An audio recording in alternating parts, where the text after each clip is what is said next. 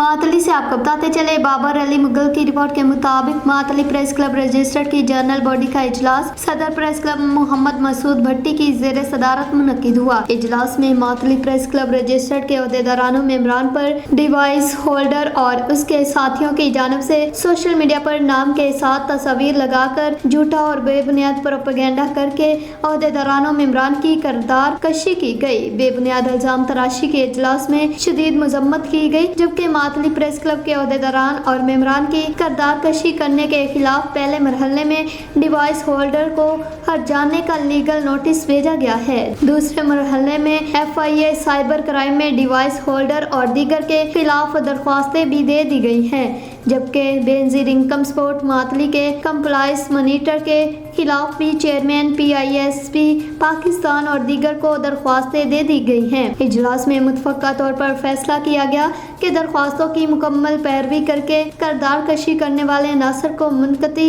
انجام تک پہنچایا جائے گا۔ اس موقع پر معطلی پریس کلب رجسٹرڈ کے صدر محمد مسعود بھٹی نے کہا کہ معطلی پریس کلب ایک رجسٹرڈ ادارہ ہے۔ کلب میں تمام ممبران پروفیشنل صحافی ہیں۔ صحافیوں کی کردار کشی کرنے والے عناصر کو کسی صورت معاف نہیں کیا جائے گا۔ ڈیوائس ہولڈر اور اس کے ساتھیوں کے خلاف قانونی چارہ جوئی کر کے انہیں منقطع انجام تک پہنچائیں گے۔